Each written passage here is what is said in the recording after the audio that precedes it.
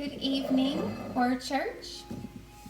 Thank you for joining me for another installation of Dinner with Dr. D. If you can hear in the background, we got the jazz going because DJ D Nice is not live just yet. He'll probably pop on tonight. But I wanted to give you yet another suggestion or different way of preparing black-eyed peas, or if you're from the Carolinas or the South, maybe you call them Hoppin' Johns. People are familiar with black-eyed peas because of the new year and it's supposed to bring you good luck, and a lot of times that's when people only eat black-eyed peas. But as you start to live a more vegan lifestyle or plant-based lifestyle, you will start to, or need to start, incorporating beans more often into your diet for the protein and also for the fiber, because that's the one thing that our body misses the most in the Western diet, in addition to some others. But that's the number one reason why we have so much GI distress and GI related diseases. We just don't get enough fiber in our diet here in the US. Sorry, that's my little puppy making himself known. Come here. Sit, stay. So let's get started. And we're gonna, of course, start with a nice bottle of red. This one is actually a Zinfandel, California. I'm actually looking forward to tasting it. I have not had this before. Oh, let's see if I can open it. I think I've been using my thing too much here. There we go. Couldn't get it open. Should be an expert at this by now, right? So let's see what we have going on. This is Saldo, S-A-L-D-O.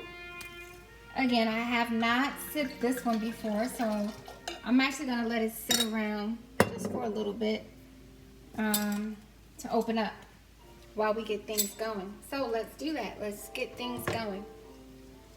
Now, in an effort to reduce time, I prepared my black-eyed peas already. So I do mine in a Instapot, pressure cooker. If you don't have one and you're doing yours on the stove, I recommend that you soak your black-eyed peas overnight, or at least for 8 hours. And then I also have wild brown rice, and I let that soak too overnight. And then what you want to do is you want to drain the water off. So you drain the water off. You want to, the pot's pretty big, as you can see. It's a nice size pot because the main cooking is going to go in this pot. So I want a pot large enough. This is a, I can't see the quart on here right this moment, but it's a large enough size, maybe 2 or 3 quarts. And then what I want to do is, over a medium-high heat, I am going to cook the rice. And first, what I'm going to do is just to not add any olive oil to it just yet. I want to cook it to dry it, right? So I'm just going to cook it for about 2 minutes or so and keep stirring it to get the water off of the rice. And then once I do that, I am going to add the olive oil. First, I want to flip it around a little bit till it's dry. Get all that water off of it. Because then we want to basically saute the rice. And the benefit of sauteing the rice just gives it that added flavor that's going to really make our Hoppin' Johns taste great. And just gonna move this around until the water all evaporated, and you should be able to look at it to tell, because you won't have any wetness on the bottom of your There we go. That's looking good. And you should start to have a nice aroma during this time too. Then you want to add maybe about a teaspoon of the olive oil. And I'm using extra virgin organic olive oil. And then you want to cook this, saute it basically, for a few minutes, maybe a couple of minutes. And once that cooks, you want to cook it till it's brown. So you want to brown your brown rice, right? Now this should start to have like a nutty aroma to it when it's finished sauteing.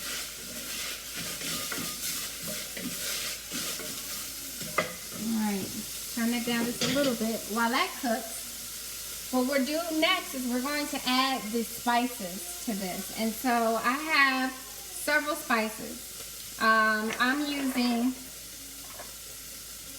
a fourth of a teaspoon of dried oregano, dried thyme, and then also onion powder and garlic powder and red crushed peppers. So hopefully you can see that. That's the crushed peppers, garlic powder, onion powder, oregano, and thyme. That has been measured out and all put in here. And again, about a quarter of a teaspoon. I want to add that.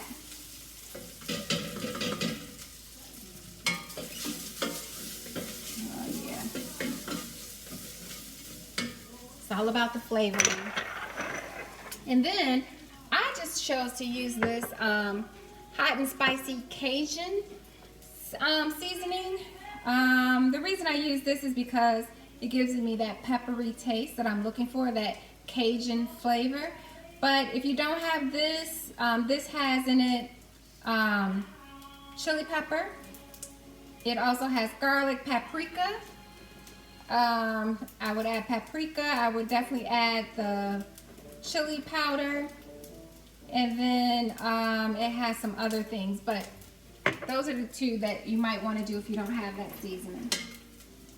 Now, I added in that about 2 tablespoons of that. Gotta keep the stuff mixing around so that it doesn't scorch your pan. And then I just want to cook that a little bit.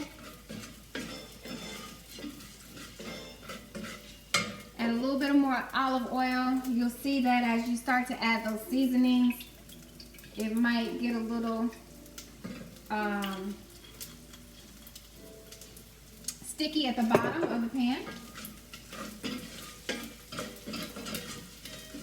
Sorry, I'm trying to keep an eye on my doggy at the same time. But while we're letting that cook, let's taste it. It should have opened up a little bit by now.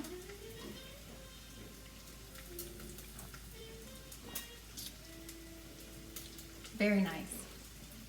Very nice, very nice. So let's go with what we have so far. Then the black eyed peas, separate, different time. If you're gonna cook those, soak them overnight, cook them as you normally would. I did not add any seasoning to my black eyed peas when I cooked it this way because I'm gonna put more seasoning in it this way. And I don't want the seasoning to compete. The organic brown wild rice is there. We added all our seasonings in. And, oh yeah, that smells good. Now, what I'm going to do is, I'm going to put this in a bowl. Because, as I mentioned to you before, I am going to use this for everything to fit in. So, I am going to affectionately transfer this mixture of rice and seasonings to a separate bowl. All right. And you don't have to put all of it out because this will actually go back in there. See how nice and brown and seasoned that is. So now what I'm going to do, I'm going to turn my heat down just a little bit, and then I'm going to add 2 cups of the of vegetable broth. And again, we're doing vegetable because we're not eating meat in this season, right? So we want to make sure that we use vegetable broth. All right. Get that going. What you want to do is you want to stir this up. We're going to add diced tomatoes. Rinse your top off, of course. Always important to rinse off the top of cans that you get from the grocery stores. And then we will open it up. And yes, I'm going to use an old school can opener. So this might take a couple of tries. Oh no, first one. I'm proud of myself. Open up this can. And then add your diced tomatoes, your can of diced tomatoes. Now again, I'm going to turn my heat up a bit because I want to bring this to a boil. Now, I'm also going to add a teaspoonful of coarse sea salt. And that coarseness is going to give a lot of flavor as it melts, basically, in this mixture. And then I just want to bring this to a boil. And then after we bring this to a boil, I'm going to add back the rice mixture. Isaac Charles. Now everybody will know my baby's name, Isaac Charles. He's not allowed in the kitchen, otherwise I'd show you a little bit of him. Maybe a little later I'll give you a quick cameo of the baby. But let's talk a little bit about the black-eyed peas. They are a staple in a lot of communities of color. They're called black-eyed peas because of the way that the peas look.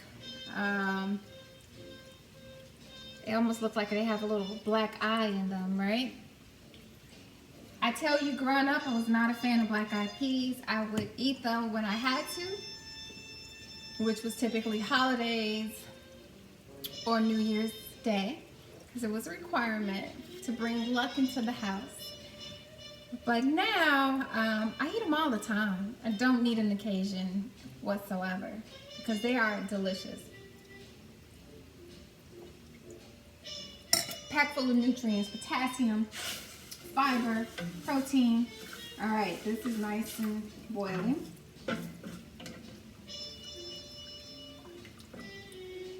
All right, now we're gonna add the rice back in.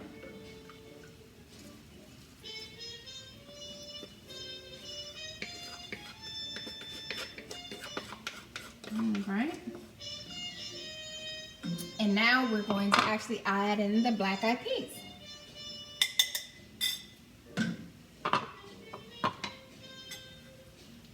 You want to make sure that when you add them in, you're close to the top of the liquid because you don't want the hot liquid to pop back on you. All right. Now, I'm going to mix all that up.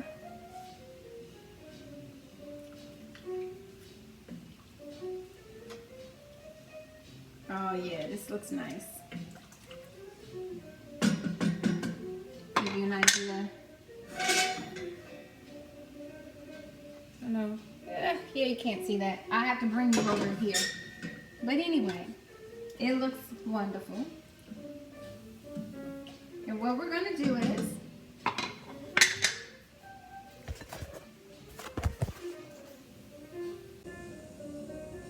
All right, that is what the mixture looks like.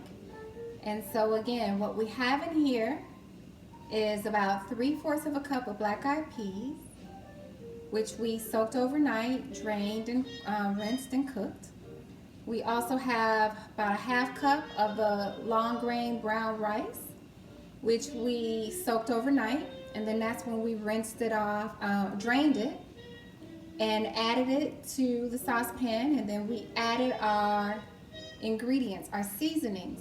So while we let that saute in this saucepan, we sauteed it with olive oil, onion powder, garlic powder, paprika, chili powder, red pepper flakes, cayenne pepper, dried thyme, and dried oregano. And then once we let all of that good seasoning cook in there, then we took that rice out, and then we put inside of this particular unit pot, we put in the diced tomatoes.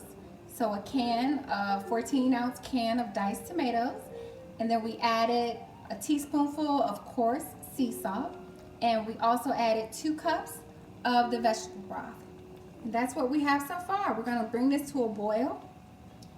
It's boiling now. I'm going to cover it and reduce the heat to low, and I'm going to simmer it for 50 minutes, or at least until most of the water has evaporated, and then we'll check back in.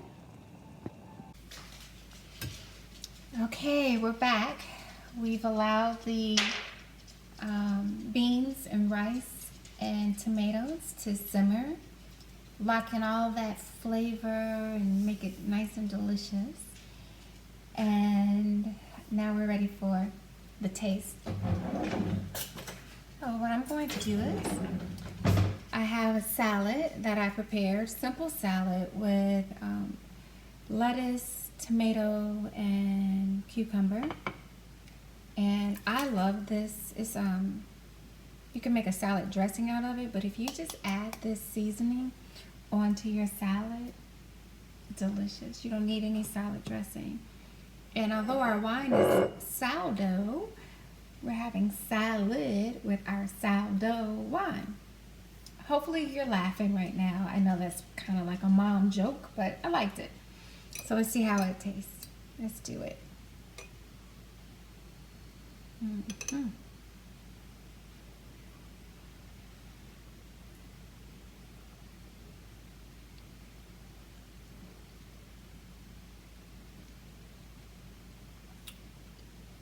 Got a little heat to it. My baby Katana love that.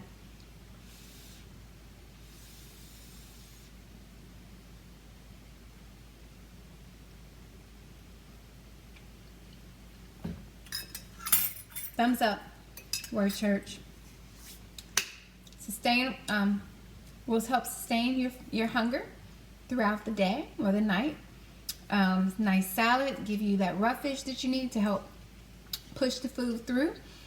You have a lot of different flavors in there, some heat. So if you don't want a lot of heat, cut back on the cayenne or the red peppers, maybe leave those out.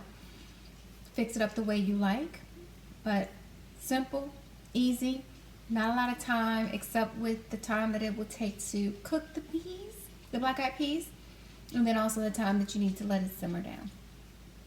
Thank you again for your time and attention. As always, be safe and have a blessed week.